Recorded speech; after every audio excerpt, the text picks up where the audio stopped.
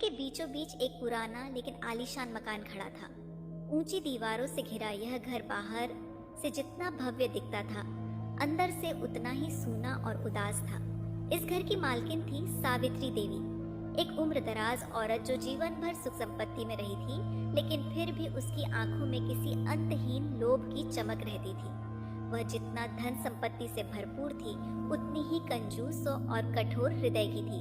उसकी जुबान तलवार से भी तेज चलती थी और पड़ोसियों से लेकर नौकर चाकर तक कोई भी उसके गुस्से से बच नहीं पाता था।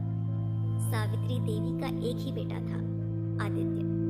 अपने पिता के गुजरने के बाद से ही उसने परिवार की सारी जिम्मेदारी संभाल ली थी, लेकिन वह अपनी माँ से बिल्कुल अलग था। जहाँ सावित्री कंजूस थी, वहीं आदित्य जरूरतमंदों की मदद करने में विश्वास रखता था। वह अक्सर अपनी माँ को समझाता कि धन का सबसे बड़ा सुख इसे दूसरों के साथ बांटने में है, लेकिन सावित्री की सोच अलग थी। वह अपने बेटे की उदारता को मूर्खता समझती थी। तू अपनी मेहनत की कमाई इन गरीब गुरबों पर क्यों लुटाता रहता है? सावित्री ने एक दिन आदित्य को फटकार लगाई। माँ, अगर हमारी दौलत से किसी की भूख मिट सकती है तो इसमें क्या बुरा है? आदित्य ने शांत स्वर में उत्तर दिया।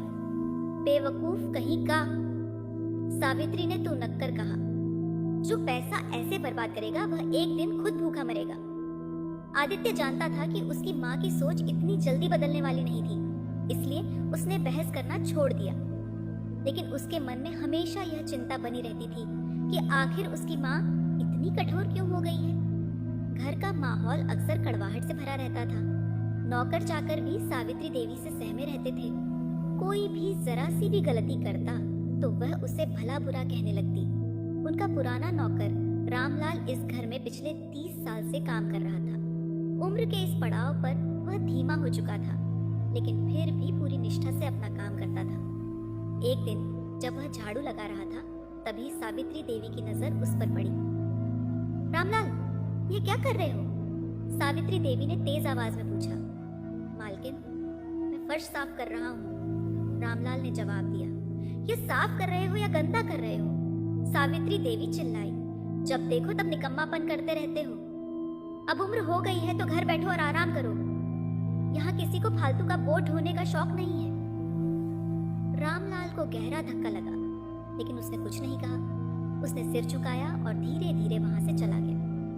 यह पहली बार नहीं था जब उसने ऐसा व्यवहार सहा था, लेकिन वह जानता था कि सावित्री देवी के स्वभाव में नरमी आने की कोई संभावना नहीं थी।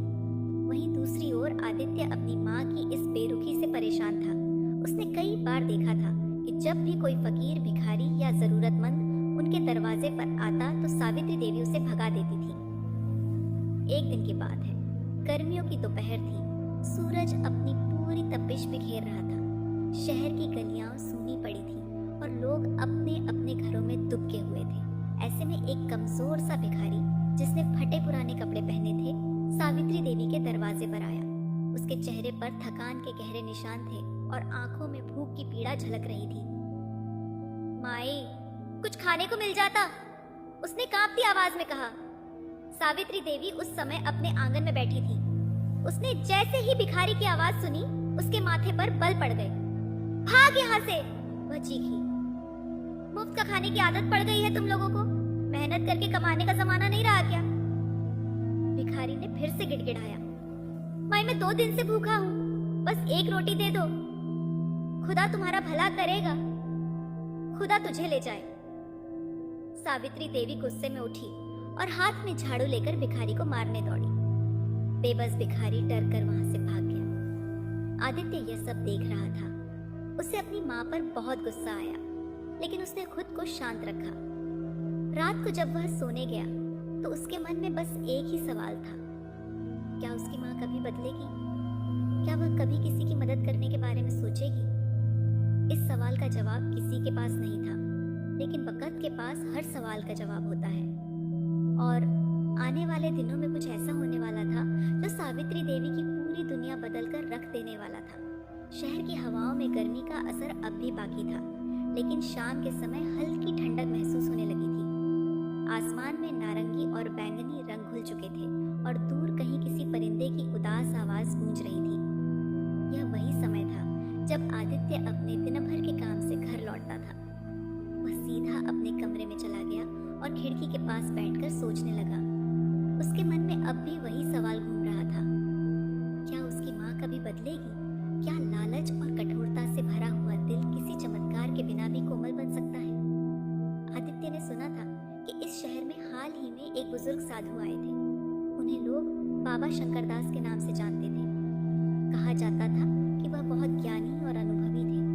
उनके पास जाने वाले लोग अपनी समस्याओं का हल पाकर लौटते थे। आदित्य के मन में एक आशा जगी। क्या यह संभव था कि वह बाबा शंकरदास से मिलकर अपनी माँ के बारे में बात करे? शायद कोई ऐसा उपाय मिल जाए जिससे उनकी कठोरता कम हो जाए। दूसरे ही दिन आदित्य ने ठान लिया कि वह बाबा शंकरदास से मिलेगा। सूरज की पहली किरण के साथ ही वह अपने घर से निकल पड़ा। उसने सुना था कि बाबा शंकरदास शहर के बाहर एक पुराने पीपल के पेड़ के नीचे ठहरे हुए थे। वहां तक पहुंचने में उसे करीब 1 घंटा लग गया। जब वह वहां पहुंचा तो उसने देखा कि बाबा शंकरदास जमीन पर एक चटाई बिछाए बैठे थे। उनके चारों ओर कई लोग घेरा बनाए खड़े थे। कोई अपनी बीमारी का हल पूछ रहा था तो कोई अपने जीवन की परेशानियों का। बाबा शंकरदास बहुत धैर्य से सबकी बातें सुन रहे थे और उन्हें समझा रहे थे। जब आदित्य की बारी आई तो उसने धीरे से कहा, बाबा, मैं अपनी माँ की समस्या लेकर आया हूँ। बाबा शंकरदास ने उसे ध्यान से देखा और मुस्कुराकर बोले, बेटा, अपनी माँ के बारे में बताओ। आदित्य ने अपनी माँ की सारी बातें उन्हें बता दी। उसने बताया कि उसकी माँ बहुत लालची और कठोर स्वभाव की है। वह किसी की मदद नहीं करती, बल्कि जो भी जरूरतमंद उनके दरवाजे पर आता है उसे अपमानित करके भगा देती है। बाबा शंकरदास थोड़ी देर चुप रहे, फिर बोले, बेटा, यह जीवन एक यात्रा है। इस यात्रा में कुछ लोग अपने साथ प्रेम और करुणा लेकर चलते हैं, जबकि कुछ केवल धन इकट्ठा करने में लगे रहते हैं। लेकिन जब यह यात्रा समाप्त होती है तो केवल अच्छे कर्म ही साथ जाते हैं। आदित्य ने बेचैनी से कहा, बाबा, लेकिन मेरी माँ यह बात समझती ही नहीं। मैं उसे कितनी ही बार समझाने की कोशिश कर चुका हूँ, लेकिन वह हमेशा मेरी बात को नकार देती है। बाबा शंकरदास ने गहरी सांस ली और कहा, किसी के दिल को बदलने के लिए केवल शब्द पर्याप्त नहीं होते। उसे कोई ऐसी अनुभूति करानी पड़ती है जिससे वह खुद अपनी गलती महसूस करे। आदित्य ने उत्सुकता से पूछा, लेकिन बाबा, ऐसा कैसे होगा? बाबा शंकरदास थोड़ी देर सोचते रहे, फिर बोले, मैं एक साधारण भिखारी का भेष बनाकर तुम्हारे घर जाऊंगा और तुम्हारी माँ से कुछ मांगूंगा।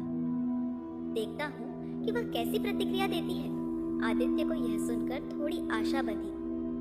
उसने सोचा कि शायद यह प्रयोग उसकी माँ के स्वभाव में कुछ बदलाव ला सके। दूसरे ही दिन सुबह के समय जब सूरज की किरणें आंगन में गिर रही थी, एक बूढ़ा साधु जिसके बदन पर फटे पुराने कपड़े थे और हाथ में एक लकड़ी की छड़ी थी, सावित्री देवी के दरवाजे पर पहुंचा। उसने धीरे धीरे दरवाजा खटखटाया और ऊंची आवाज में कहा, कोई है जो एक भूखे साधु को कुछ दे सके? सावित्री देवी उस समय अपने आंगन में बैठकर कुछ गहने चमका रही थी। वह यह सुनते ही चिढ़ गई। उसने दरवाजे की ओर देखा और गुस्से में बोली, कौन है जो इतनी सुबह सुबह भीख मांगने चला आया? साधु ने फिर से कहा, माता, मैं कई दिनों से भूखा हूँ, कुछ खाने को दे दो। सावित्री देवी गुस्से में उठी और दरवाजा खोलते ही साधु पर चिल्लाने लगी, हटो यहाँ से! मैंने कोई लंगर नहीं खोल रखा कि हर कोई मेरे दरवाजे पर आकर हाथ फैलाने लगे। बाबा शंकरदास, जो अब साधु के वेश में थे, शांत स्वर में बोले, माता, तुम बहुत धनवान हो, तुम्हारे पास सब कुछ है, फिर भी तुम्हारा दिल इतना कठोर क्यों है? सावित्री देवी ने तिरस्कार भरी हंसी हंसते हुए कहा, मेरे पैसे कमाने के लिए बहुत मेहनत लगी है, मैं इसे ऐसे ही किसी पर लुटाने नहीं बैठ सकती। साधु ने मुस्कुराकर कहा, अच्छा माता, अगर तुम खाना नहीं दे सकती तो कोई और चीज दे दो। यहाँ आंगन में जो बादाम के छिलके पड़े हैं वही दे दो। सावित्री देवी को यह बात अजीब लगी। उसने साधु को ध्यान से देखा और फिर उन बादाम के छिलकों की ओर देखा जो उसने कूड़े में फेंक दिए थे। तू इन छिलकों का क्या करेगा? उसने शक भरी आवाज में पूछा। साधु ने मुस्कुराकर जवाब दिया, मैं इन्हें लेकर जाऊंगा और इनके बदले तुम्हें सोने का एक सिक्का दूंगा। सावित्री देवी की आंखें चमक उठी। उसे यकीन नहीं हो रहा था कि कोई भिखारी जो खुद खाने के लिए मोहताज है उसे सोने का सिक्का देने की बात कर रहा है। ये कैसे संभव है? उसने आश्चर्य से पूछा। साधु ने उत्तर दिया, माता, मैं हर रात कब्रिस्तान में सोता हूँ और सुबह होते ही मेरे पास 5 सोने के सिक्के आ जाते हैं। यह एक रहस्य है जिसे कोई नहीं जानता। सावित्री देवी को यह सुनकर और भी लालच आ गया। उसने तुरंत सोचा कि अगर वह भी कब्रिस्तान में जाकर सोए तो शायद उसे भी सोने के सिक्के मिल सकते हैं। उसने बादाम के छिलकों को उठाया और साधु को देते हुए कहा, ठीक है, लेकिन मुझे सिक्का कल ही दे देना। साधु मुस्कुराया और कहा, हाँ माता, लेकिन तुम मेरी जगह आज रात कब्रिस्तान जाकर सो सकती हो। शायद तुम्हें भी सोने के सिक्के मिल जाएं। सावित्री देवी की आंखों में लालच की चमक थी। उसने मन ही मन तय कर लिया था कि वह आज रात कब्रिस्तान जाकर खुद इस रहस्य की सच्चाई जानेगी। लेकिन उसे नहीं पता था कि यह रात उसकी जिंदगी की सबसे भयानक रात बनने वाली थी। रात धीरे धीरे अपने गहरे साए फैला रही थी। आसमान पर टिमटिमाते हुए तारे अपनी पूरी चमक से जगमगा रहे थे, लेकिन उनके बावजूद चारों ओर अजीब सा सन्नाटा पसरा था। दूर कहीं उल्लू की आवाज आ रही थी और बीच बीच में कुत्तों के भौंकने की आवाज भी सुनाई दे रही थी। यह वही समय था जब शहर के लोग अपने अपने घरों में दुबक चुके थे, लेकिन आज सावित्री देवी के मन में बेचैनी थी। उसका मन लालच से भरा हुआ था। पूरे दिन उसने बस यही सोचा कि अगर सच में कब्रिस्तान में रात गुजारने से सोने के सिक्के मिलते हैं तो ये कितना बड़ा अवसर है। उसने एक गठरी में एक गर्म चादर रख ली ताकि रात की ठंड से बच सके और धीरे से अपने कमरे से बाहर निकली। घर के गलियारे में अंधेरा था। आदित्य अपने कमरे में सो रहा था और नौकर चाकर भी अपने बिस्तरों में आराम कर रहे थे।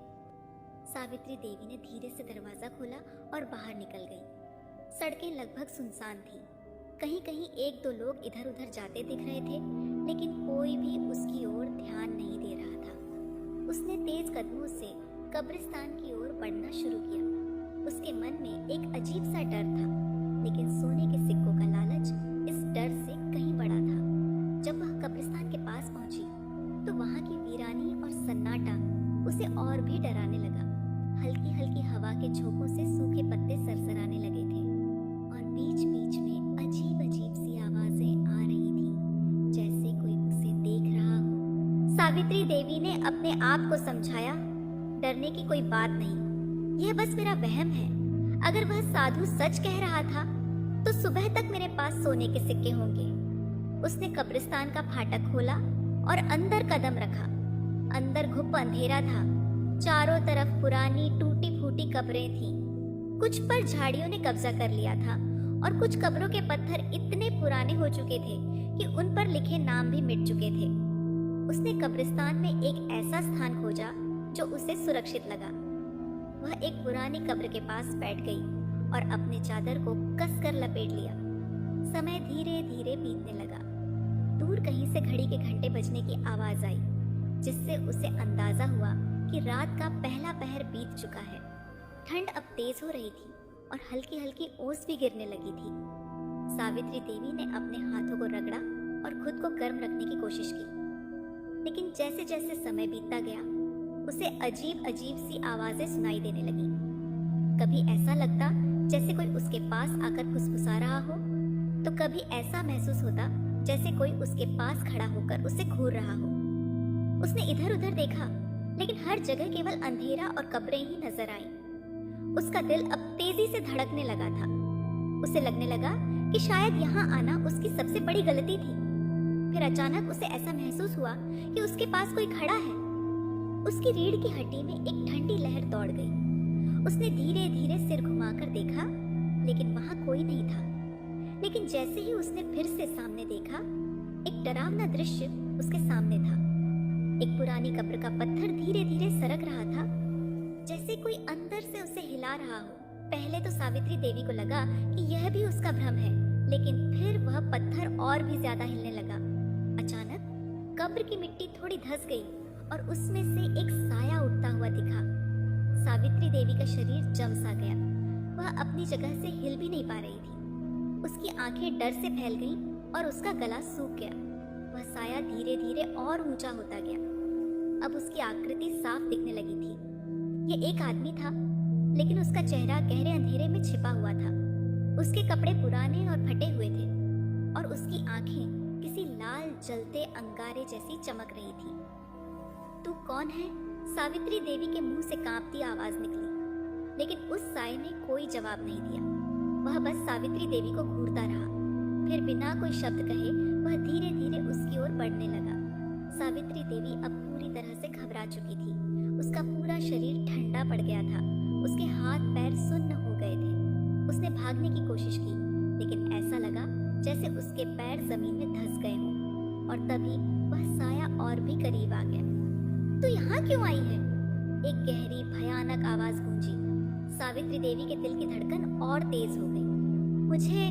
मुझे बस सोने के सिक्के चाहिए थे, उसने हकलाते हुए कहा। साया एक पल के लिए रुका, फिर वह हंस पड़ा। उसकी हंसी इतनी डरावनी थी कि सावित्री देवी को ऐसा लगा जैसे उसकी आत्मा कांप गई हो। सोने के सिक्के? वह फिर हंसा। तूने अपनी पूरी जिंदगी लालच में बिताई है और अब भी लालच ही तुझे यहाँ खींच लाया है। सावित्री देवी ने कुछ कहने के लिए मुंह खोला, लेकिन शब्द बाहर नहीं निकल सके। साया आगे बढ़ा और अपने हाथ उठाए। उसके लंबे काले नाखून चमक रहे थे। अब तुझे तेरे लालच का असली इनाम मिलेगा। और उसके हाथों से अंधेरा निकलकर सावित्री देवी की ओर बढ़ा। अब वह चीखना चाहती थी, दौड़ना चाहती थी, लेकिन वह हिल भी नहीं पा रही थी। क्या यह उसकी अंत था? क्या यह वही सजा थी जो उसके पिछले कर्मों की वजह से उसे मिल रही थी? लेकिन तभी एक चमकीली रोशनी फैल गई। यह रोशनी अचानक से आई थी और इतनी तेज थी कि सावित्री देवी को अपनी आंखें बंद करनी पड़ी। उसने महसूस किया कि वह साया पीछे हट रहा है। जब उसने धीरे से आंखें खोली तो उसने देखा कि एक सफेद कपड़े पहने व्यक्ति सामने खड़ा था। उसका चेहरा शांति से भरा हुआ था और उसके हाथों में कुछ था, बादाम के छिलके।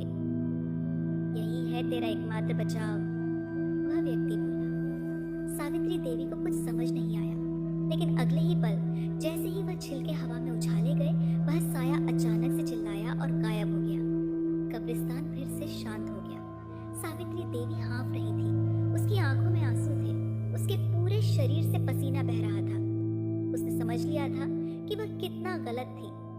सावित्री देवी के दिल की धड़कन अब भी बेतहाशा तेज थी। उसका पूरा शरीर पसीने से लथपथ था और हाथ पैर बुरी तरह कांप रहे थे। उसे ऐसा लग रहा था जैसे उसके प्राण निकलने वाले। कब्रिस्तान की सर्द हवाएं उसके पसीने से भीगे शरीर से टकरा रही थी, जिससे उसे और भी ठंड लगने लगी थी। लेकिन ठंड से ज्यादा उसे उस खौफनाक मंजर ने हिला दिया था जो उसने अभी अभी अपनी आंखों से देखा था। उसका मन बार बार यही सवाल कर रहा था कि यह सब क्या था। क्या वह कोई सपना देख रही थी या सच में किसी दुष्ट आत्मा का सामना कर चुकी थी जो उसके लालच को सजा देने आई थी।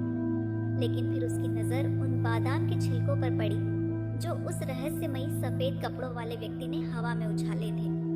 ये वही छिलके थे जिन्हें उसने साधु के कहने पर उसे दे दिया था। ये सोचते ही उसके रोंगटे खड़े हो गए। क्या वास्तव में सिर्फ उन्हीं छिलकों की वजह से वह बची थी? अगर उसने वह छिलके भी न दिए होते तो क्या आज वह भी उसी साये की तरह इस कब्रिस्तान का हिस्सा बन चुकी होती? उसके मन में पछतावे की एक लहर दौड़ गई। उसने अपनी पूरी जिंदगी में कभी किसी की मदद नहीं की थी। उसने हमेशा दूसरों को दुत्कारा, अपमानित किया, गरीबों और जरूरतमंदों को अपने दरवाजे से भगा दिया। उसे हमेशा लगता था कि दुनिया में सिर्फ पैसा ही सबसे बड़ी चीज है और बाकी सब बेकार। लेकिन आज जब वह खुद मौत के इतने करीब थी तो उसने समझा कि असली दौलत क्या होती है। वह कांपते हुए खड़ी हुई। उसका पूरा शरीर जवाब दे रहा था, लेकिन उसे अब इस डरावनी जगह से निकलना था। वह लड़खड़ाते कदमों से आगे बढ़ी। कब्रिस्तान अब भी उतना ही भयावह था। रात गहरी हो चुकी थी और अंधेरा और भी काला लग रहा था। उसने महसूस किया कि दूर किसी कोने से किसी की निगाहें अब भी उसे घूर रही थी। वह जितनी तेजी से चल सकती थी उतनी तेजी से चलने लगी, लेकिन अब उसका शरीर बहुत कमजोर हो चुका था। थोड़ी दूर चलने के बाद अचानक उसका पैर एक पुराने पत्थर से टकराया और वह जमीन पर गिर पड़ी। उसकी हथेलियों में तेज जलन हुई, घुटनों में चोट लगी, लेकिन उसने खुद को संभाला और उठ खड़ी हुई। अब उसे किसी भी तरह इस कब्रिस्तान से बाहर निकलना था। अंततः उसे फाटक दिखाई दिया। वह पूरी ताकत लगाकर आगे बढ़ी और तेजी से कब्रिस्तान के फाटक से बाहर निकल गई। जैसे ही वह बाहर आई, उसे लगा जैसे किसी ने उसे मौत के मुंह से खींच लिया हो। बाहर की सड़कें सुनसान थीं। दूर कहीं से कुत्तों के भौंकने की आवाज आ रही थी और एक दीपक की मध्यम रोशनी उसे रास्ता दिखा रही थी। उसका शरीर थकान और भय से इतना कमजोर हो चुका था कि अब वह ठीक से चल भी नहीं पा रही थी, लेकिन उसे अपने घर पहुंचना था। वह धीरे धीरे चलने लगी। उसके हर कदम के साथ उसकी सांसें तेज हो रही थी। करीब आधे घंटे की कठिन यात्रा के बाद वह अपने घर के दरवाजे तक पहुंच गई। लेकिन अब एक और समस्या थी। अगर उसने दरवाजा खटखटाया तो आदित्य जाग जाएगा और पूछेगा कि वह इतनी रात को कहाँ थी। वह इस समय कोई सवालों के जवाब देने की हालत में नहीं थी। उसने धीरे से दरवाजे को धक्का दिया। सौभाग्य से दरवाजा अंदर से बंद नहीं था। वह दबे पांव अंदर दाखिल हुई और सीधा अपने कमरे की ओर बढ़ी। कमरे में पहुंचकर उसने दरवाजा बंद किया और थक कर चारपाई पर गिर पड़ी, लेकिन उसकी आंखों से नींद कोसों दूर थी। उसके दिमाग में अभी भी वही भयानक दृश्य घूम रहा था। वह लाल आंखों वाला साया, उसकी खौफनाक हंसी, कब्र का हिलना और अंत में वे बादाम के छिलके जिन्होंने उसकी जान बचाई थी। उसकी आत्मा अब भी डर से कांप रही थी। उसने अपनी आंखें बंद करने की कोशिश की, लेकिन जैसे ही उसने पलकें झपकाईं, उसे वही लाल आंखें फिर से दिखाई देने लगीं। उसने घबराकर आंखें खोल दी और उठकर बैठ गई। वह अब और सहन नहीं कर सकती थी। वह बुरी तरह से कांप रही थी और उसकी छाती तेजी से उठ और गिर रही थी। उसने सोचा कि अगर वह अब भी नहीं बदली तो शायद अगली बार कोई उसे बचाने के लिए नहीं आएगा। उसके मन में एक ठान बन गई। सुबह होते ही वह अपने बेटे आदित्य के पास जाएगी और उससे माफी मांगेगी। सुबह तक वह पूरी तरह से बदली हुई इंसान बन चुकी होगी। उसने अपनी जिंदगी को एक नई राह पर ले जाने का फैसला कर लिया था। लेकिन क्या यह इतना आसान होगा?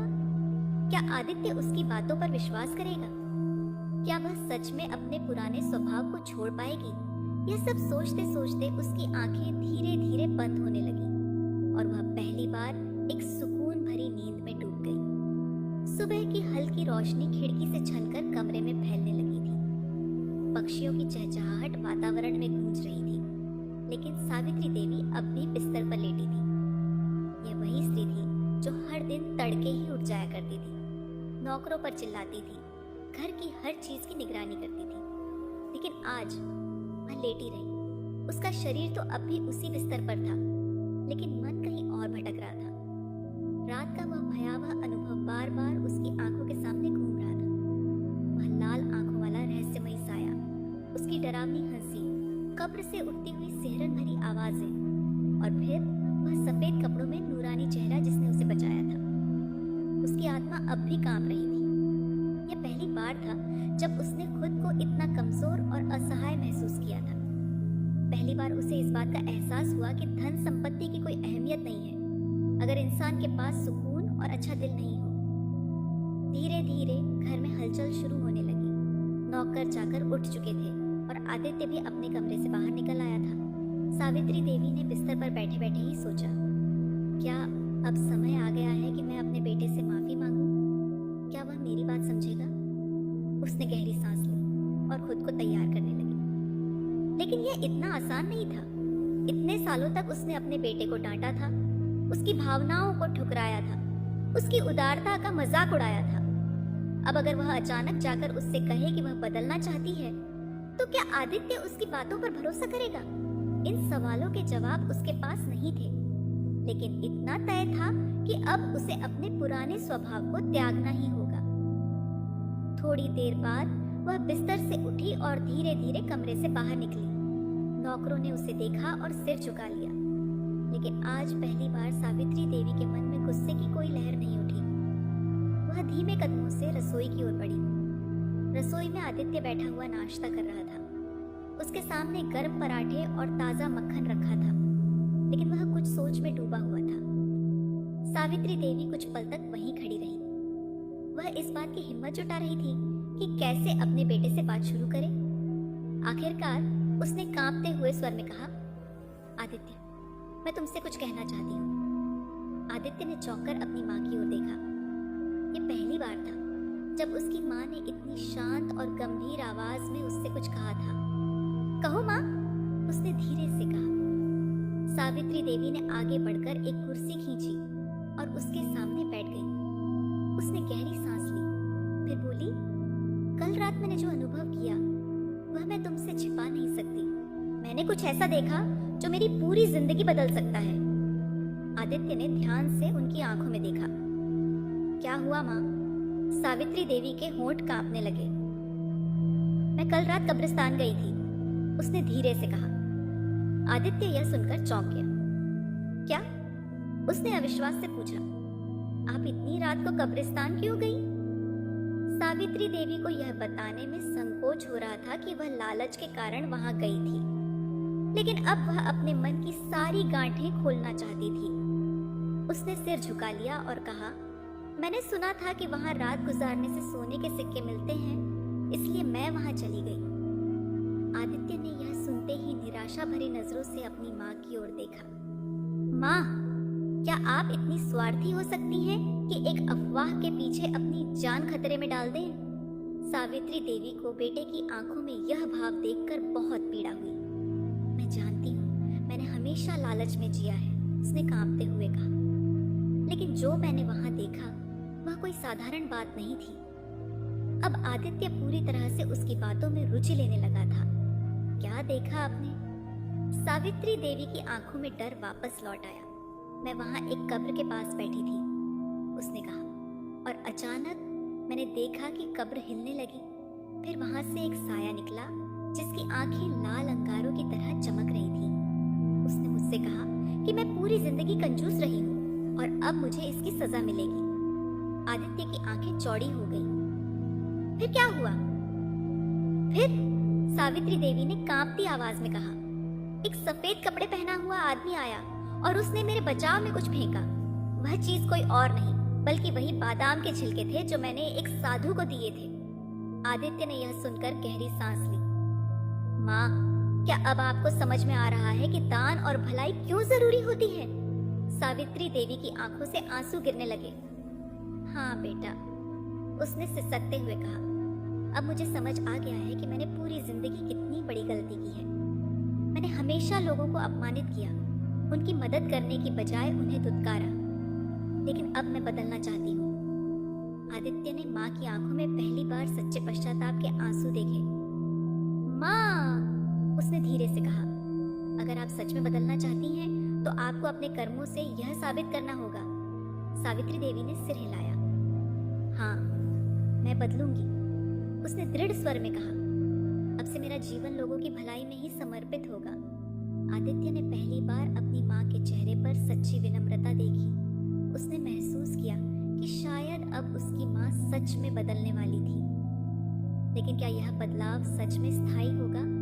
क्या लालच में डूबी हुई यह स्त्री अब अपने कर्मों को सुधार पाएगी? क्या वह सच में अपनी पुरानी जिंदगी को त्याग कर नई राह पर चल सकेगी? यह तो आने वाले समय में ही पता चलेगा।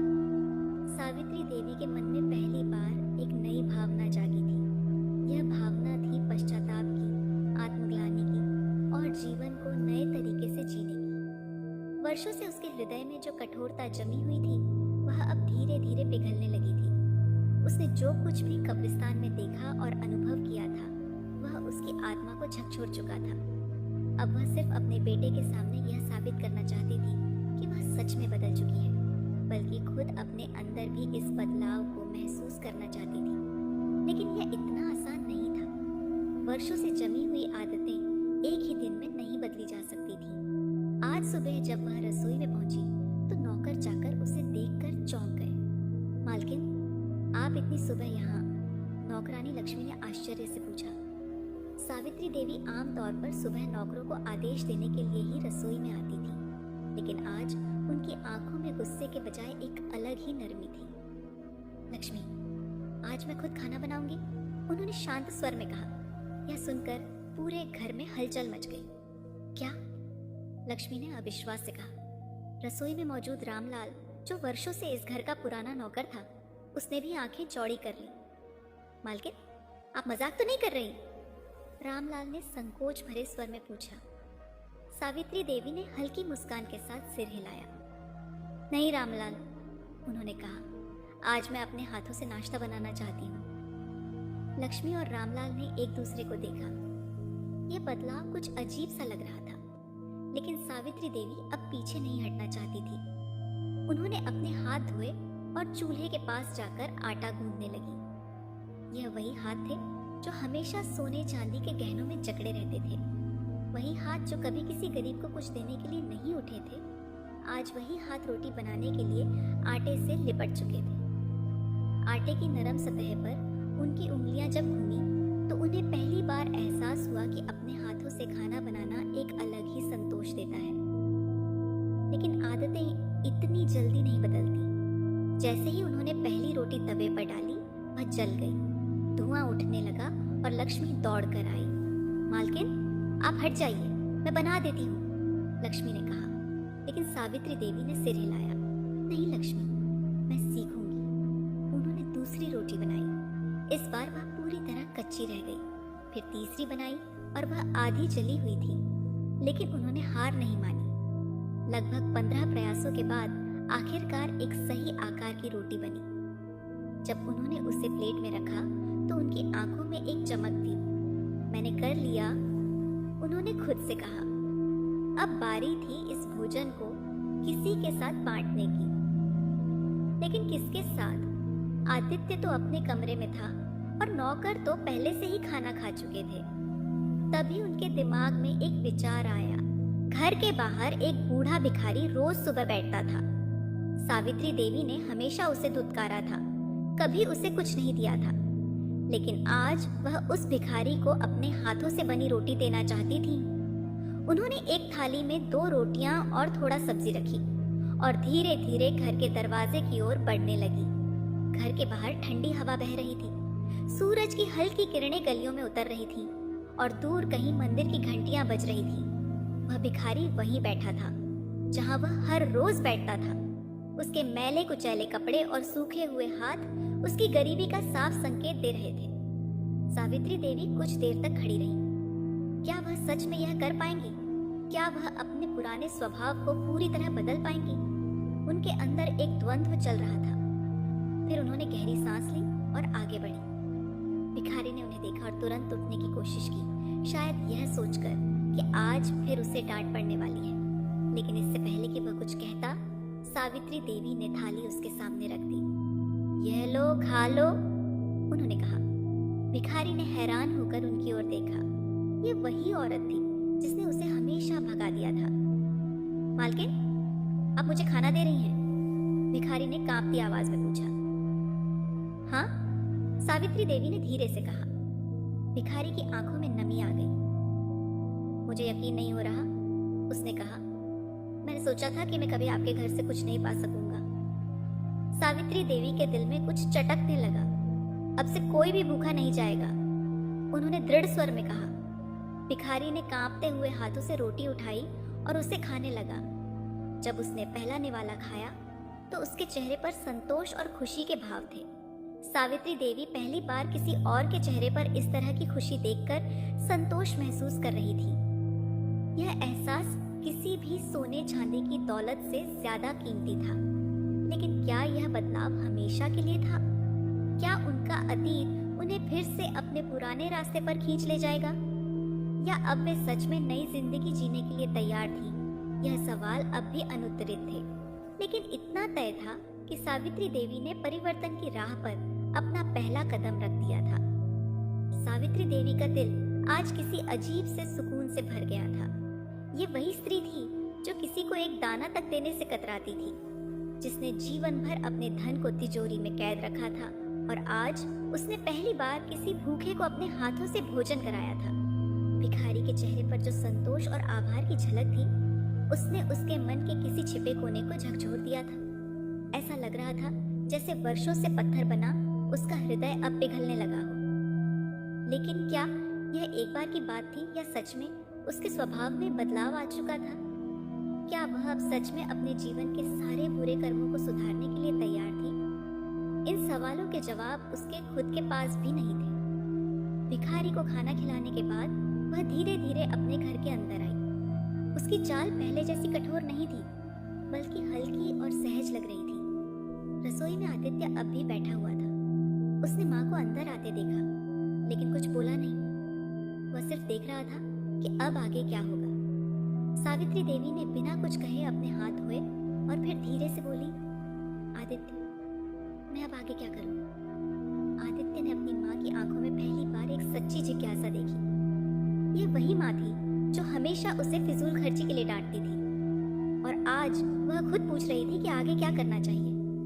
माँ, आदित्य ने गहरी सांस लेते हुए कहा, अगर आप सच में बदलना चाहती हैं तो आपको धीरे धीरे अपने कर्मों को सुधारना होगा। सिर्फ एक भूखे को खाना खिलाने से जीवन नहीं बदलता। सावित्री देवी ने सिर हिलाया। तुम ठीक कह रहे हो बेटा। वह कुछ पल के लिए चुप रही, फिर अचानक उनकी आंखों में एक चमक आई। क्या हमारे घर में अनाज की कोई कमी है? उन्होंने पूछा। आदित्य थोड़ा हैरान हुआ, लेकिन फिर बोला, नहीं माँ, हमारे गोदामों में अनाज भरा पड़ा है। तो फिर हम इसे जरूरतमंदों तक क्यों नहीं पहुंचाते? आदित्य ने मुस्कुराकर अपनी माँ की ओर देखा। अगर आप सच में ऐसा करना चाहती हैं, तो मैं आपका पूरा साथ दूंगा, उसने कहा। सावित्री देवी ने दृढ़ता से सिर हिलाया। हाँ, अब समय आ गया है कि मैं अपनी गलतियों को सुधारूं। एक नई शुरुआत। सावित्री देवी के इस निर्णय के बाद पूरे घर में हलचल मच गई। रामलाल, जो वर्षों से इस घर का नौकर था, उसे तो अपने कानों पर विश्वास ही नहीं हो रहा था। मालकिन, आप सच में यह सब करना चाहती हैं? उसने आश्चर्य से पूछा।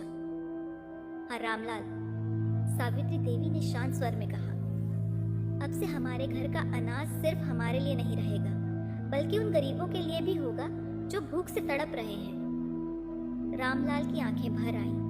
मालकिन, अगर आप सच में ऐसा कर रही हैं तो यकीन मानिए, यह बहुत बड़ी बात होगी। तो फिर देर किस बात की?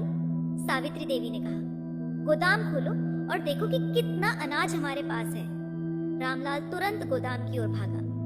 आदित्य ने माँ को गौर से देखा।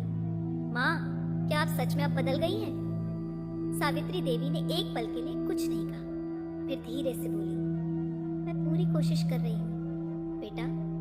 मैं नहीं जानती कि यह बदलाव कितना स्थायी होगा, लेकिन अब मैं यह सुनिश्चित करना चाहती हूँ कि मेरे जीवन का हर पल किसी और के काम आए। आदित्य की आंखों में गर्व की चमक आ गई। उसे विश्वास नहीं हो रहा था कि यह वही माँ थी जो कल तक भिखारियों को अपमानित करके घर से भगा देती थी। पहला परोपकार। रामलाल ने जब गोदाम खोला तो सब हैरान रह गए। अंदर गेहूं, चावल, दालें, चीनी और कई अनाज भरे हुए थे। सावित्री देवी ने गहरी सांस ली। हमने इतना अनाज जमा कर रखा है, लेकिन इसका क्या फायदा अगर इसे जरूरतमंदों के साथ न बांटा जाए? आदित्य ने सिर हिलाया।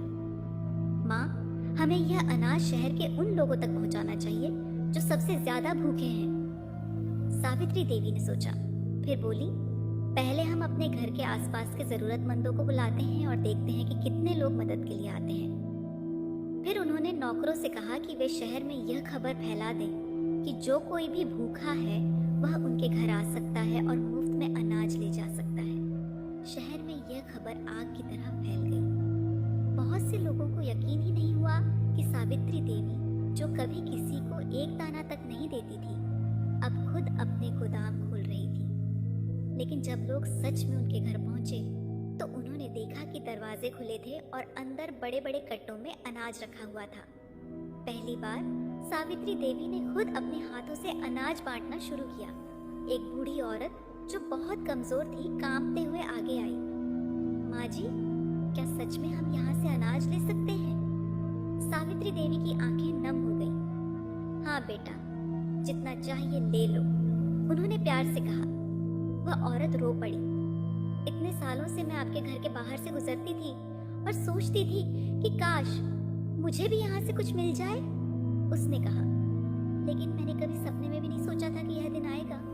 सावित्री देवी का दिल भर आया। अब से कोई भी भूखा नहीं रहेगा, उन्होंने कहा। धीरे धीरे लोग आते गए और अनाज ले जाते गए। कई गरीब और बेसहारा लोग उनके घर के सामने लाइन में खड़े हो गए। सावित्री देवी अब हर किसी से प्यार और सम्मान से पेश आ रही थी। एक नई पहचान। इस बदलाव को देखकर पूरा शहर हैरान था। कई लोगों को यकीन ही नहीं हो रहा था कि यह वही सावित्री देवी है। क्या यह वही औरत है जो किसी को एक पैसा तक नहीं देती थी? क्या यह वही है जो हमेशा गरीबों को भगा देती थी? अब इनके घर से कोई भी भूखा नहीं जाता। धीरे धीरे लोग उनके सम्मान में बातें करने लगे। एक दिन आदित्य माँ के पास आया और बोला, माँ, अब लोग आपको अलग नजर से देखने लगे हैं। सावित्री देवी ने मुस्कुराते हुए कहा, शायद यही मेरी असली पहचान होनी चाहिए थी। अब मैं सिर्फ दौलत की रानी नहीं, बल्कि लोगों की माँ बनना चाहती हूँ। आदित्य ने अपनी माँ को देखकर गर्व से सिर झुका लिया। सावित्री देवी ने सच में अपने जीवन को बदल दिया था, लेकिन क्या यह बदलाव हमेशा के लिए था?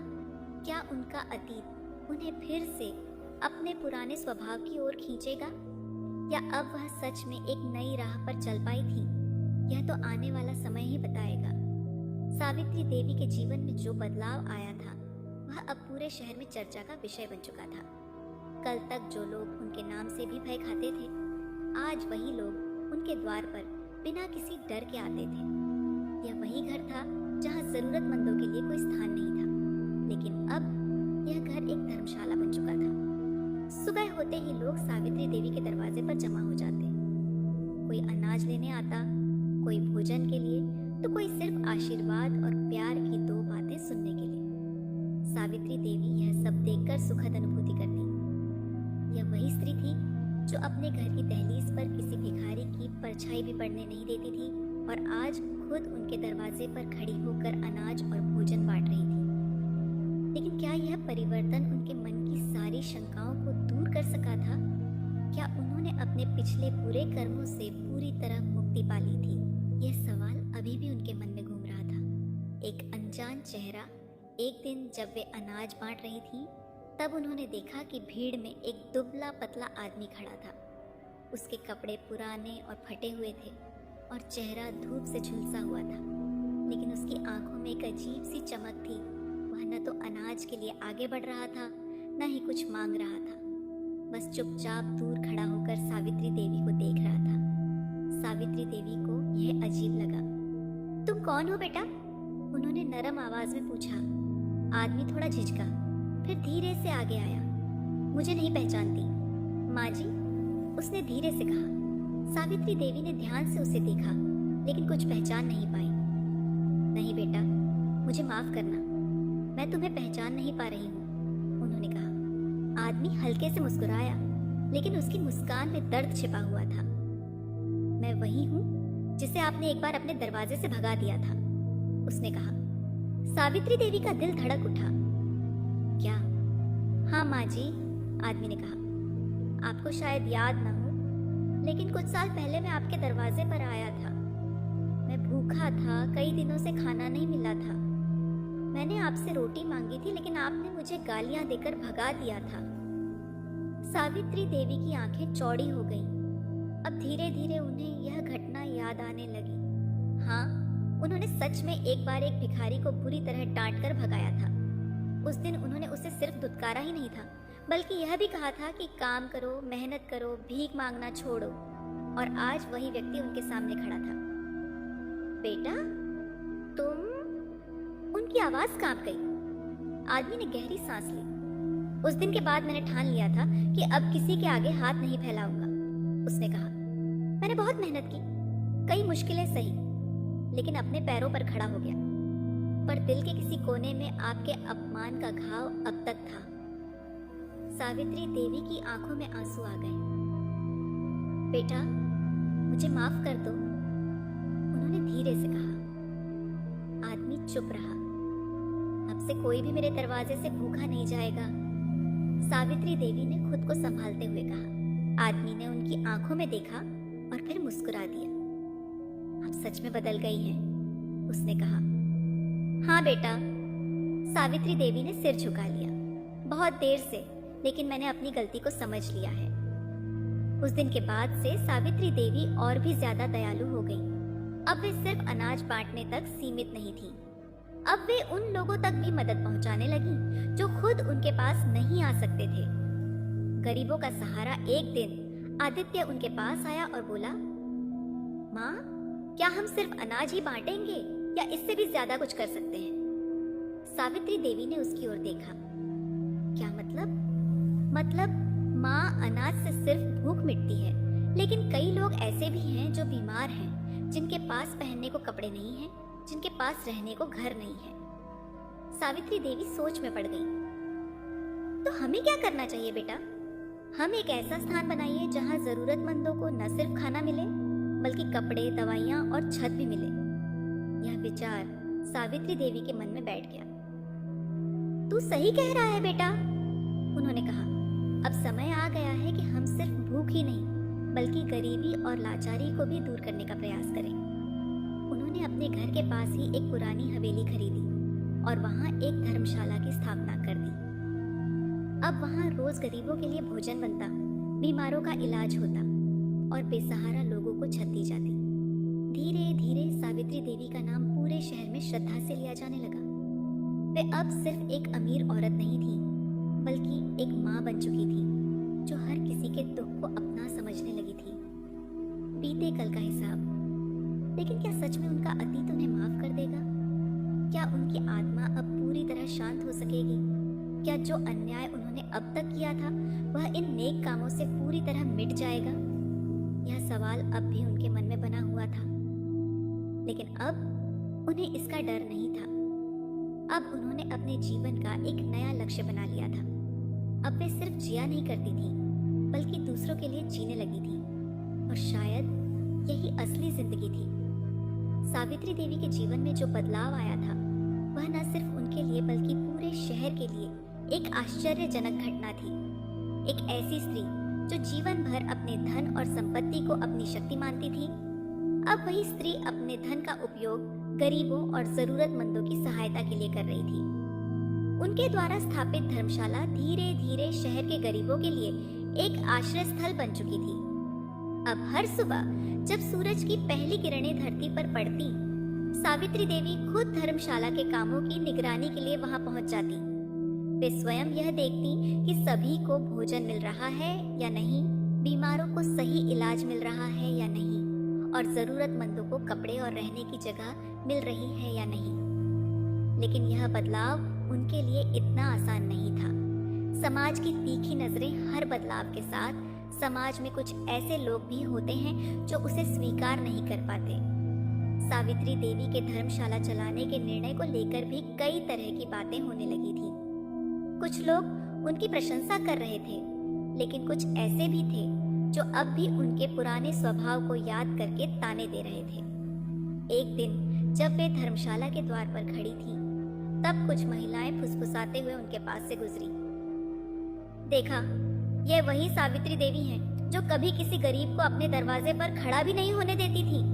अब अचानक इतनी दयालु कैसे हो गईं? शायद यह सब दिखावा है, दूसरी महिला ने कहा। लोगों की नजरों में महान बनने के लिए यह सब कर रही हैं। सावित्री देवी ने उन महिलाओं की बातें सुनी। उनका दिल थोड़ा व्यथित हुआ, लेकिन उन्होंने कुछ नहीं कहा। वे जानती थी कि उनके अतीत ने जो छवि बना रखी थी उसे मिटाने में समय लगेगा। लेकिन क्या वे सच में बदल गई थी या यह सिर्फ एक अस्थायी भावना थी? यह सवाल अब भी उनके मन में था। अतीत का सामना कुछ दिनों बाद एक और घटना घटी जिसने उन्हें झकझोर कर रख दिया। एक सुबह जब वे धर्मशाला में बैठकर आने वाले लोगों की सूची बना रही थी, तभी एक वृद्ध व्यक्ति उनके सामने आया। उसकी आंखों में गहरी उदासी थी और उसका शरीर कमजोर और थका हुआ लग रहा था। माँ जी, क्या आप मुझे पहचानती हैं? उसने कांपती आवाज में पूछा। सावित्री देवी ने ध्यान से उसकी ओर देखा। नहीं बेटा, मैं तुम्हें नहीं पहचान रही, उन्होंने कहा। वृद्ध व्यक्ति हल्का सा मुस्कुराया, लेकिन उसकी मुस्कान में एक अजीब सा दर्द छिपा था। आप मुझे कैसे पहचानेंगी? उसने कहा। आपके लिए तो मैं उन अनगिनत लोगों में से एक हूँ जिन्हें आपने अपने दरवाजे से भगा दिया था। सावित्री देवी का दिल धड़क उठा। क्या? हाँ माँ जी, वृद्ध व्यक्ति ने कहा। बहुत साल पहले जब मैं एक नौजवान था, तब मैं आपके दरवाजे पर काम मांगने आया था। मैं बहुत गरीब था और मेरे पास खाने तक के लिए कुछ नहीं था, लेकिन आपने मुझे गालियां देकर भगा दिया था। सावित्री देवी की आंखों में आंसू आ गए। बेटा, मुझे माफ कर दो, उन्होंने कांपते हुए कहा। वृद्ध व्यक्ति कुछ पल के लिए चुप रहा, फिर उसने कहा, माँ जी, मैं आपको माफ करने के लिए यहाँ नहीं आया हूँ। मैं यह देखने आया हूँ कि क्या आप सच में बदल चुकी हैं। सावित्री देवी ने गहरी सांस ली। हाँ बेटा, मैं बदल चुकी हूँ, उन्होंने कहा। अब मैं किसी को भी भूखा नहीं जाने दूंगी। वृद्ध व्यक्ति ने उनकी आंखों में देखा, फिर उसने एक हल्की मुस्कान के साथ सिर हिलाया। अगर यह सच है तो यह दुनिया के लिए बहुत बड़ी बात होगी, उसने कहा। उसके जाने के बाद सावित्री देवी बहुत देर तक वहीं बैठी रही। वे सोच रही थीं कि क्या उनके द्वारा किए गए नए कर्म उनके पुराने कर्मों का प्रायश्चित कर सकते हैं। पहला बड़ा संकट जब कोई नया कार्य शुरू होता है तो उसके सामने कठिनाइयां आना स्वाभाविक होता है। सावित्री देवी की धर्मशाला भी इससे अछूती नहीं थी। एक दिन जब वे रोज की तरह अनाज बांटने की व्यवस्था कर रही थीं, तभी एक आदमी तेजी से भागता हुआ आया। माँ जी, अनाज के गोदाम में आग लग गई है। सावित्री देवी का दिल एकदम जोर से धड़क उठा। क्या? वे तेजी से भागती हुई गोदाम की ओर गई। वहां पहले से ही बहुत भीड़ जमा थी। गोदाम से धुआं उठ रहा था और लोग बाल्टियों में पानी डालकर आग बुझाने की कोशिश कर रहे थे। ये कैसे हुआ? उन्होंने घबराई हुई आवाज में पूछा। रामलाल, जो वहां पहले से मौजूद था, बोला, मालकिन, किसी ने जानबूझकर आग लगाई है। क्या? सावित्री देवी को एक और झटका लगा। हाँ, किसी ने गोदाम के पीछे से आग लगाई और भाग गया। हमने उसे भागते हुए देखा, लेकिन पहचान नहीं पाए। सावित्री देवी का मन गहरी चिंता में डूब गया। कौन होगा जो उनकी धर्मशाला को नुकसान पहुंचाना चाहता था? किसी ने क्यों ऐसा किया? क्या यह वही लोग थे जो अब भी उनके बदलने पर विश्वास नहीं कर पा रहे थे? क्या कोई नहीं चाहता था कि गरीबों की मदद की जाए? आग धीरे धीरे बुझा दी गई, लेकिन अनाज का एक बड़ा हिस्सा जल चुका था। यह उनके लिए एक बहुत बड़ा नुकसान था। क्या अब वे गरीबों की मदद जारी रख पाएंगी? धैर्य की परीक्षा रात को जब वे अपने कमरे में बैठी तो उनके मन में अजीब सी बेचैनी थी। उन्होंने बहुत कुछ खोया था, लेकिन क्या वे अब हार मान लें? उन्होंने खुद से कहा, अगर यह सच में मेरे कर्मों का प्रायश्चित है तो मुझे इससे डरना नहीं चाहिए। मुझे और मेहनत करनी होगी। आदित्य ने माँ के पास आकर कहा, माँ, अगर हम चाहें तो फिर से अनाज खरीद सकते हैं। सावित्री देवी ने उसकी ओर देखा। लेकिन बेटा, अगर दुश्मन फिर से ऐसा करे तो? आदित्य ने मुस्कुराकर कहा, माँ, जब कोई अच्छा काम करता है तो हमेशा कठिनाइयां आती हैं, लेकिन हमें हार नहीं माननी चाहिए। सावित्री देवी की आंखों में एक नई रोशनी आ गई। तू ठीक कहता है बेटा। एक नई शुरुआत। अगले ही दिन उन्होंने अपने घर से बचा हुआ धन निकाला और फिर से अनाज खरीदवाया, लेकिन इस बार वे ज्यादा सतर्क थी। उन्होंने धर्मशाला की सुरक्षा बढ़ा दी और इस बार ज्यादा से ज्यादा लोगों को इस कार्य से जोड़ा ताकि कोई भी नुकसान न पहुंचा सके। धीरे धीरे चीजें फिर से संभलने लगी, लेकिन यह साफ था कि यह राह इतनी आसान नहीं थी। क्या आगे और कठिनाइयां आएंगी? क्या सावित्री देवी अपने संकल्प पर बनी रहेंगी, या फिर यह नया जीवन भी उन्हें पुराने जीवन की ओर खींच लेगा? सावित्री देवी के जीवन में बदलाव की राह अब आसान नहीं रही थी। समाज ने उनके फैसलों को लेकर सवाल उठाए। उनके धर्मशाला को जलाने की कोशिश की गई, लेकिन उन्होंने हार नहीं मानी। अब उनका हर दिन गरीबों की सेवा में बीतने लगा था। उनका घर, जो कभी लालच और कठोरता का गढ़ था, अब प्रेम और करुणा का प्रतीक बन चुका था। लेकिन यह बदलाव सिर्फ बाहरी नहीं था, यह उनके हृदय के हर कोने में बस चुका था। पर हर बदलाव की एक अंतिम परीक्षा होती है, और अब सावित्री देवी के जीवन की सबसे बड़ी परीक्षा आने वाली थी। एक अनजान खतरा। एक दिन सुबह जब धर्मशाला में भोजन वितरण चल रहा था, तभी अचानक दो अजनबी आदमी वहां आ पहुंचे। वे ऊंची पगड़ी पहने हुए थे और उनकी आंखों में संदेह झलक रहा था। क्या तुम ही सावित्री देवी हो? उनमें से एक ने कठोर स्वर में पूछा। हाँ बेटा, सावित्री देवी ने शांत स्वर में उत्तर दिया। तुम्हें पता भी है कि तुमने यह धर्मशाला बनाकर कितने लोगों का नुकसान कर दिया है। सावित्री देवी चौंक गई। नुकसान? उन्होंने अचंभे से पूछा। दूसरे आदमी ने गुस्से से कहा, हमारे मोहल्ले की भीख मांगने वाली औरतें अब यहाँ आकर मुफ्त का खाना खा रही हैं। अब वे हमारी दुकानों पर आकर हाथ नहीं फैलाती, जिससे हमारी दान दक्षिणा बंद हो गई है। सावित्री देवी के चेहरे पर गहरी शांति थी। अगर वे अब खुददारी से भोजन पा रही हैं, तो यह तो अच्छी बात है। उन्होंने धीरे से कहा। नहीं, पहला आदमी चीखा, तुमने समाज के नियम तोड़ दिए हैं। कैसे? गरीब हमेशा गरीब रहता है, उसे कभी बराबरी का जीवन नहीं दिया जाता।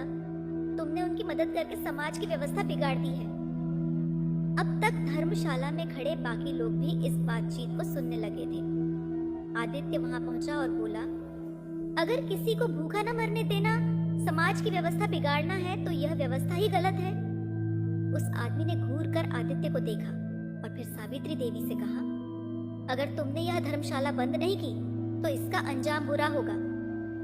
सावित्री देवी ने दृढ़ स्वर में कहा, यह धर्मशाला तब तक चलेगी जब तक मैं जिंदा हूँ। वे दोनों आदमी गुस्से से पैर पटकते हुए वहां से चले गए, लेकिन सावित्री देवी जान गई थी कि अब उनके लिए खतरा और बढ़ने वाला था। आखिरी संघर्ष अगले कुछ दिनों तक सब कुछ शांत रहा, लेकिन यह शांति तूफान से पहले की थी। एक रात जब पूरा शहर नींद में था, तभी कुछ नकाबपोश लोग धर्मशाला में घुसे। वे हाथों में जलते हुए मशालें लिए हुए थे। उनका इरादा धर्मशाला को जलाने का था, लेकिन रामलाल, जो हमेशा सावित्री देवी की सेवा में लगा रहता था, वह वहां जाग रहा था। उसने जब इन आदमियों को देखा तो वह तुरंत आदित्य के पास भागा। बाबूजी, कुछ लोग धर्मशाला जलाने आए हैं। आदित्य तुरंत अपनी माँ के पास पहुंचा। माँ, हमें रोकना होगा। सावित्री देवी ने बिना डरे कहा, हम पीछे नहीं हटेंगे। वह तुरंत बाहर आई और जोर से बोली, रुक जाओ। नकाबपोश आदमियों ने उन्हें देखा और ठिठक गए। कौन हो तुम लोग? सावित्री देवी ने पूछा। उनमें से एक आगे बढ़ा और बोला, हम वह लोग हैं जो तुम्हारे बदलाव से खुश नहीं हैं। तुम्हें यह धर्मशाला बंद करनी होगी। नहीं, यह धर्मशाला बंद नहीं होगी, सावित्री देवी ने दृढ़ स्वर में कहा। तो हम इसे जला देंगे। तो जलाओ, सावित्री देवी ने कहा। पूरा गांव अब वहां इकट्ठा हो गया था। लोग फुसफुसा रहे थे, कुछ डर रहे थे तो कुछ गुस्से में थे। तभी गांव के एक बुजुर्ग सामने आए और बोले, जो यह धर्मशाला जलाएगा उसे पहले हमें जलाना होगा। धीरे धीरे और लोग आगे आए। हाँ, अगर यह धर्मशाला जलानी है तो पहले हमें जलाओ, एक आदमी बोला। हमने वर्षों से भूख सही है, लेकिन अब नहीं। अब हम इसे बंद नहीं होने देंगे। नकाबपोश लोग अब डरने लगे थे। उनमें से एक बोला, अगर लोग खुद इसके लिए खड़े हो रहे हैं तो हमें हट जाना चाहिए। अंततः वे सभी वहां से भाग गए। सावित्री देवी ने गहरी सांस ली। उनका संघर्ष खत्म हो चुका था।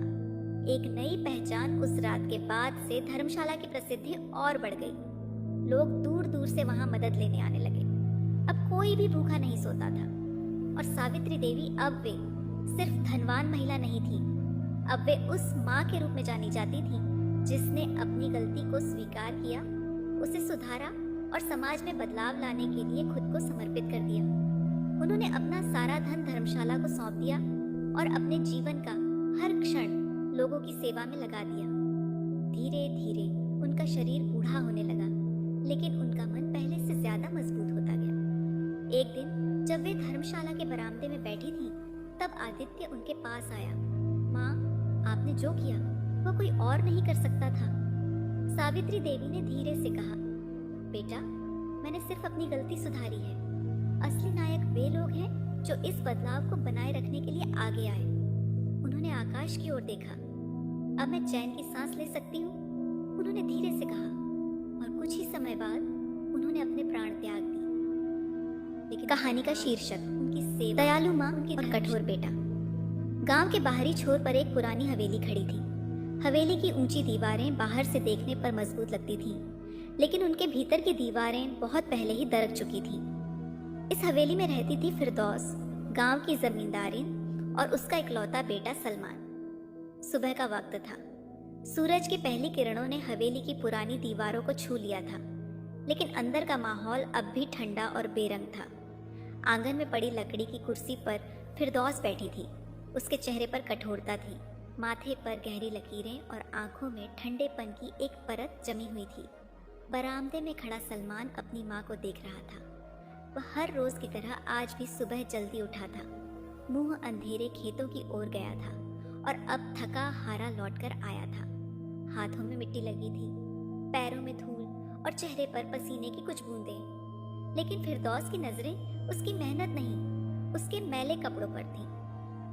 तू हर रोज ऐसे ही गंदा फंदा क्यों लौटता है? फिरदौस की आवाज में वही पुरानी नफरत झलक रही थी। सलमान चुपचाप खड़ा रहा। उसे माँ की यह शिकायत सुनने की आदत हो चुकी थी।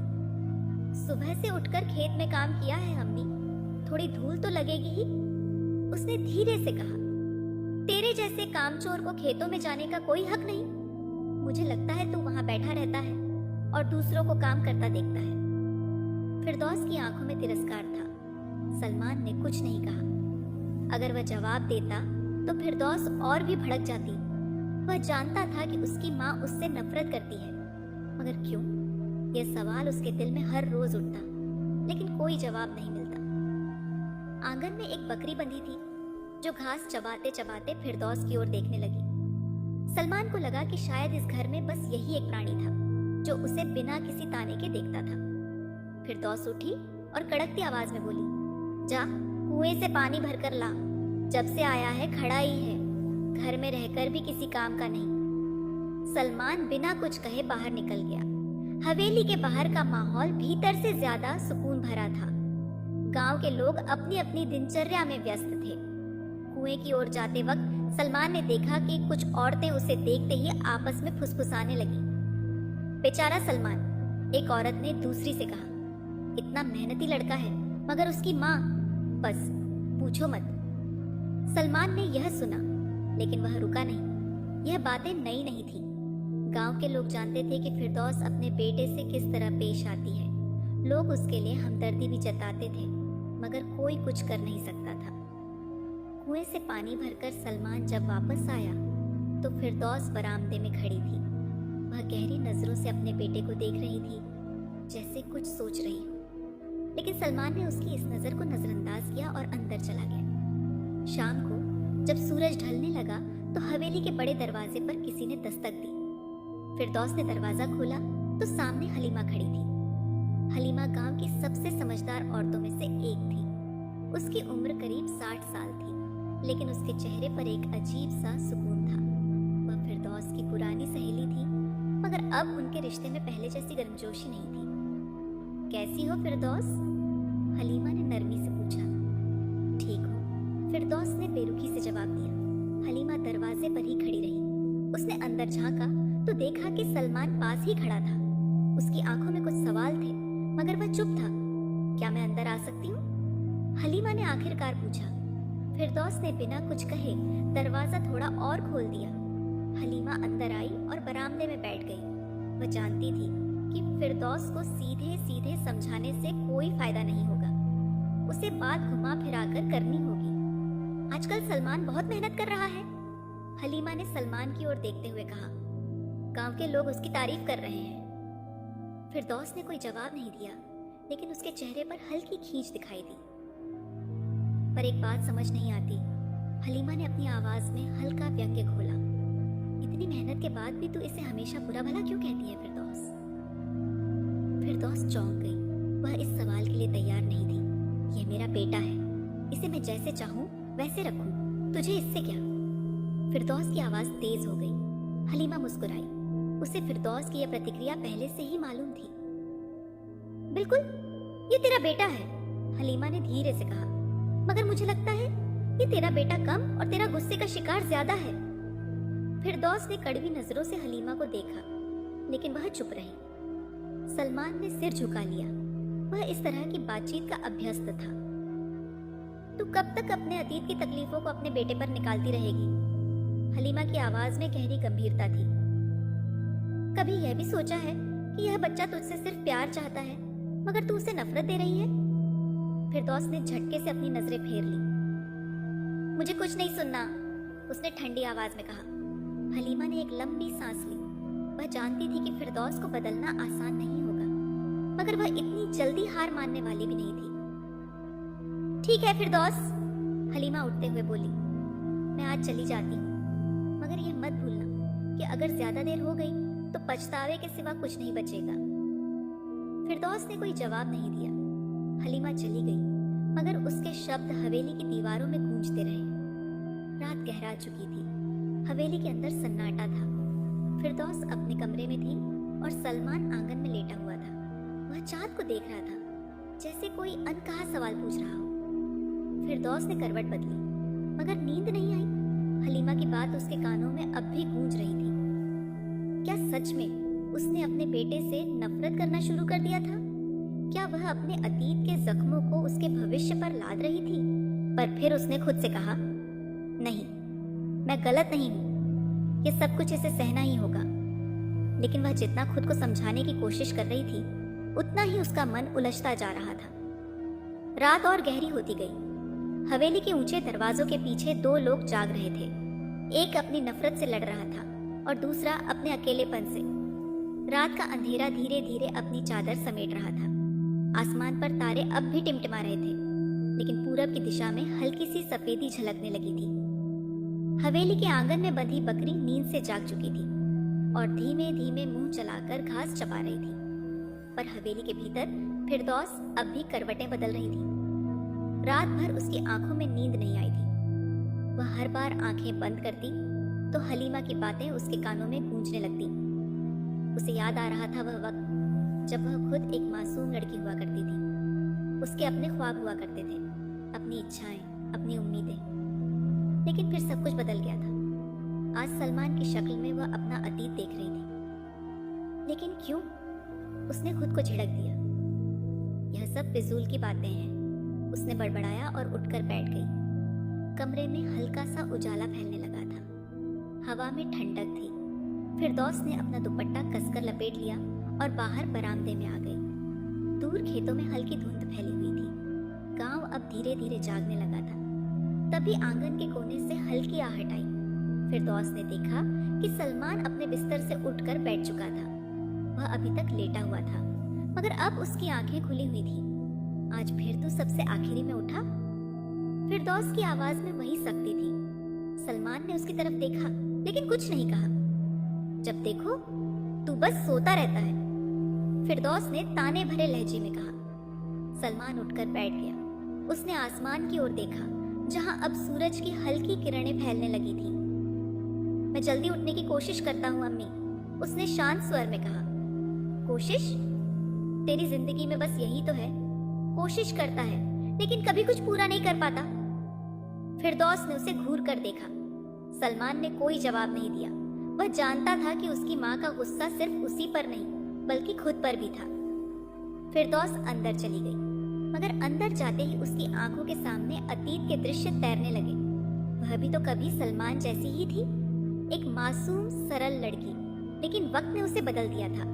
बीते समय की परछाइयां करीब 30 साल पहले इसी गांव में एक लड़की हुआ करती थी, फिरदौस। वह गांव के सबसे बड़े जमींदार मंसूर खान की बेटी थी।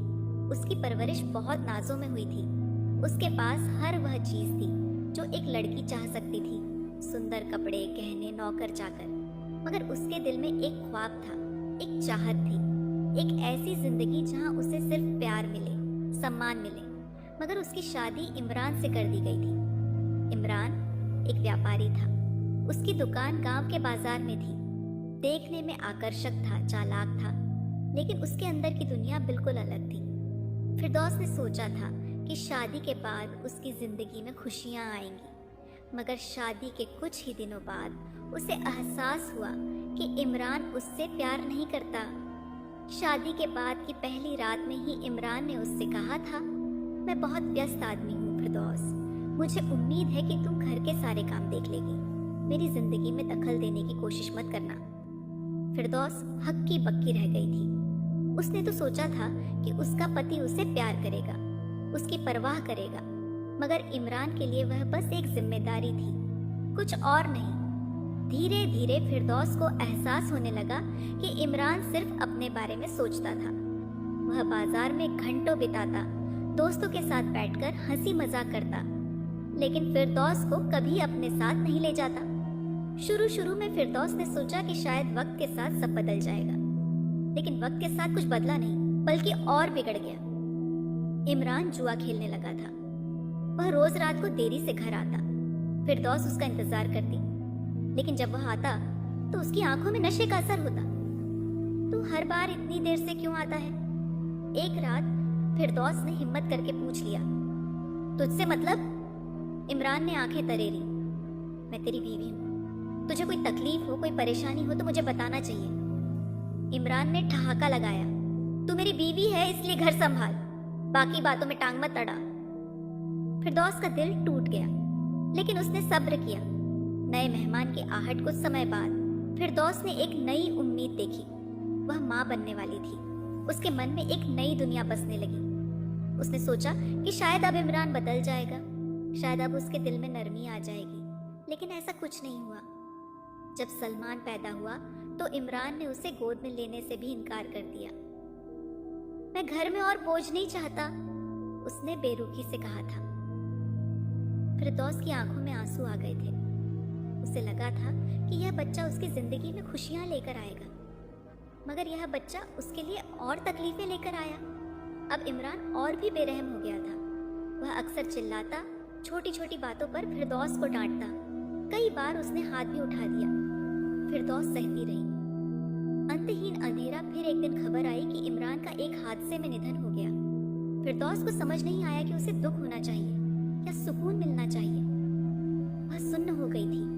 गांव वालों ने सहानुभूति दिखाई, लोग उसकी मदद के लिए आए, मगर फिरदौस ने किसी की मदद नहीं ली। उसने खुद को मजबूत बना लिया, मगर इस मजबूती की कीमत उसकी नरमी थी। धीरे धीरे वह सख्त होती गई। उसने अपनी भावनाओं को मार दिया। अब उसे सिर्फ एक ही चीज से नफरत थी, कमजोरी, और सलमान उसे अपनी ही कमजोरी की तरह लगता था। वर्तमान में वापसी फिरदौस ने आंखें खोली। अतीत की यादें अब भी उसके दिल में चुभ रही थी। उसने आंगन में बैठे सलमान की ओर देखा। क्या वह उससे नफरत करती थी, या फिर उसे बस डर था कि अगर उसने अपने दिल में नरमी आने दी तो वह फिर से कमजोर हो जाएगी? फिरदौस ने गहरी सांस ली। उसने खुद को समझाया, नहीं, मैं गलत नहीं हूं। जो मैंने सहा वही इसे भी सहना होगा। उसने अपनी आंखों में कठोरता वापस ला ली। सलमान, उसने तेज आवाज लगाई। सलमान चौंक कर उसकी ओर देखता है। आज से तू बाजार जाकर लकड़ियां बेचेगा। खेती बाड़ी में तेरा मन नहीं लगता तो जा और कुछ काम कर। सलमान कुछ कहने ही वाला था कि फिरदौस ने हाथ उठाकर उसे चुप कर दिया। मैंने जो कहा वही होगा। सलमान ने धीरे से सिर झुका लिया। उसने हमेशा की तरह विरोध नहीं किया, क्योंकि वह जानता था कि इस घर में उसकी कोई सुनवाई नहीं थी।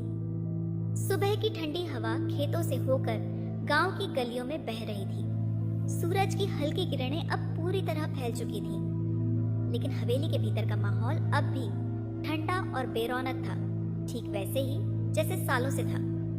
सलमान आंगन में बैठा था। उसके हाथ में एक पुराना कपड़ा था, जिससे वह अपनी पुरानी चप्पल को साफ कर रहा था। उसकी माँ फिरदौस ने सुबह ही ऐलान कर दिया था कि आज से वह लकड़ियां बेचेगा। ये सुनकर पहले तो उसे झटका लगा, लेकिन अब उसे कोई फर्क नहीं पड़ता था। वह बचपन से यही देखता आ रहा था कि उसकी माँ उसे हर बार नया काम सौंप देती थी। पहले खेती, फिर जानवरों की देखभाल, फिर कुएं से पानी भरना, और अब लकड़ियां बेचना। लेकिन असली समस्या काम नहीं थी। समस्या थी वह अपमान, वह तिरस्कार, जो हर बार उसकी माँ की आंखों से टपकता था। उसे लगता था जैसे वह इस घर का सदस्य नहीं बल्कि एक नौकर हो। वह चुपचाप अपनी चप्पल पहनकर उठ खड़ा हुआ। फिरदौस बरामदे में बैठी थी। उसकी कड़ी नजरें उसके हर कदम का पीछा कर रही थी। सुना नहीं? बाजार जा और जाकर लकड़ियां बेच, कोई बहाना मत बना देना। सलमान ने सिर हिलाया और चुपचाप बाहर निकल गया। गांव की कच्ची सड़क पर चलते हुए उसे महसूस हुआ कि यह रास्ता उसके लिए कितना जाना पहचाना था। वह हर रोज इसी सड़क पर चलता था, कभी खेतों की ओर, कभी बाजार की तरफ, मगर उसके दिल में अब भी वही पुरानी बेचैनी थी, वही अजीब सा खालीपन। बाजार तक गांव में सबसे ज्यादा चहल पहल होती थी। किसान अपनी फसलें लेकर आते थे, कुम्हार अपनी मिट्टी की चीजें बेचते थे और औरतें घर के सामान की खरीदारी करने आती थी। हर कोई अपनी जिंदगी में व्यस्त था। सलमान ने लकड़ियों का गट्ठर एक जगह रखा और एक कोने में बैठ गया। वह सोचने लगा, अगर उसकी माँ उसे एक बार प्यार से देख ले तो शायद उसकी सारी तकलीफें मिट जाए। अगर वह एक बार उसकी मेहनत की सराहना कर ले तो शायद उसके मन का बोझ हल्का हो जाए। मगर वह जानता था कि यह सिर्फ उसकी कल्पना थी। तभी उसकी तंद्रा टूटी। सामने से गांव का सबसे धनी व्यापारी रहीम खड़ा था। अरे सलमान, आज लकड़ियां बेच रहा है? रहीम ने हंसते हुए पूछा। सलमान ने सिर हिलाया मगर कुछ नहीं बोला। रहीम ने लकड़ियों को देखा, फिर सलमान की ओर देखा। बड़ा अजीब लगता है तुझे इस हाल में देखकर। जमींदार फिरदौस का बेटा और इस तरह सड़कों पर लकड़ियां बेच रहा है। सलमान को रहीम की यह बात चुभी, मगर उसने कोई प्रतिक्रिया नहीं दी। रहीम ने 2-3 लकड़ियां उठाई और कहा, चल यह ले ले, कितने पैसे देने होंगे? जितने ठीक समझे, सलमान ने धीरे से कहा। रहीम ने उसे कुछ पैसे दिए और चला गया। सलमान ने लकड़ियों के गट्ठर को फिर से ठीक से रखा और इंतजार करने लगा कि कोई और ग्राहक आए। दोपहर ढलने लगी थी। अब बाजार में भीड़ कम होने लगी थी। उसने जितनी लकड़ियां बेची उसे कुछ पैसे मिले थे, लेकिन वे बहुत कम थे। वह उठा और घर की ओर चल दिया। जब वह हवेली पहुंचा तो फिरदौस बरामदे में बैठी थी। उसके चेहरे पर वही कड़वाहट थी। कितने पैसे मिले? सलमान ने चुपचाप जेब से पैसे निकालकर सामने रख दिए। फिरदौस ने गिनती की और मुंह बना लिया। इतना ही? इतनी मेहनत के बाद बस यही कमा पाया? सलमान ने कोई जवाब नहीं दिया। तू कभी किसी काम का नहीं हो सकता, तेरे से तो यह सब भी नहीं होता। सलमान के भीतर कुछ टूटा, मगर वह चुप रहा। फिरदौस ने पैसे उठाए और अंदर चली गई। सलमान वहीं खड़ा रहा। उसका मन कर रहा था कि वह अपनी माँ से पूछे, माँ, तुम मुझसे इतनी नफरत क्यों करती हो? मगर उसने यह सवाल कभी किया ही नहीं था। शाम ढल चुकी थी। हवेली की दीवारों पर सूरज की आखिरी किरणें पड़ रही थी, मगर घर के भीतर अंधेरा अब भी वैसा ही था जैसा हमेशा से था। और फिर ये पहली बार नहीं था जब उसकी माँ ने उसे उसके ही घर में पराया महसूस करवाया था। रात का अंधेरा अब पूरी तरह फैल चुका था। हवेली के आंगन में रखी मिट्टी की दियों की लौ हवा के हल्के झोंकों से कांप रही थी। आसमान में बादल छाए हुए थे। चांद का कोई निशान नहीं था। फिरदौस बरामदे में बैठी थी। उसके चेहरे पर वही ठंडा और सख्त भाव था। सलमान को लकड़ियां बेचकर लौटे काफी वक्त हो चुका था, लेकिन वह अब भी आंगन में चुपचाप खड़ा था। उसके हाथ में पानी से भरा मिट्टी का लोटा था, जिसे वह धीरे धीरे घुमा रहा था। उसका मन उलझा हुआ था। फिरदौस ने अचानक उसकी तरफ देखा। क्यों खड़ा है वहां? जा, सो जा। सलमान ने धीरे से सिर हिलाया। मुझे आपसे कुछ पूछना है अम्मी। फिरदौस ने भौहें तान ली। क्या? सलमान ने हिम्मत जुटाई। आप मुझसे इतनी नफरत क्यों करती हैं? बरामदे में एक पल के लिए सन्नाटा छा गया। सिर्फ दियों की लौ की हल्की हल्की झपक सुनाई दे रही थी। फिरदौस की आंखों में कुछ छलका, लेकिन वह तुरंत अपने पुराने रूप में लौट आई। फालतू की बातें मत कर, जा, सो जा। नहीं अम्मी, सलमान ने इस बार थोड़ा जोर देकर कहा। आज मुझे जवाब चाहिए। मैंने बचपन से यह सहा है। आप मुझसे नाराज क्यों रहती हैं? क्या मैंने कभी कुछ गलत किया? फिरदौस अचानक उठ खड़ी हुई। तू जानना चाहता है कि मैं तुझसे नफरत क्यों करती हूँ? उसकी आवाज गूंज उठी। क्योंकि तू उसी इंसान की औलाद है जिसने मेरी जिंदगी बर्बाद कर दी। सलमान चौंक गया। क्या? फिरदौस की आंखें गुस्से से लाल हो गई थी। तेरा बाप, वह आदमी जिसने मुझे कभी प्यार नहीं दिया, जिसने मुझे हमेशा नीचा दिखाया, जिसने मुझे एक बोझ की तरह रखा। सलमान एकदम सुन्न रह गया। लेकिन अम्मी, इसमें मेरा क्या कसूर था? फिरदौस कुछ पल के लिए चुप हो गई। सलमान की आवाज धीमी थी, मगर उसमें दर्द था। मैंने आपको कभी दुख नहीं दिया। मैंने आपकी हर बात मानी, आपके ताने सुने, आपकी बेरुखी सही, लेकिन आपने कभी मुझे गले नहीं लगाया, कभी मेरा हाल नहीं पूछा। फिरदौस का चेहरा कठोर बना रहा, लेकिन उसकी आंखों में हल्की नमी आ गई थी। मैं तेरा बाप नहीं हूं जो तुझे कमजोर बना दूं। सलमान ने गहरी सांस ली।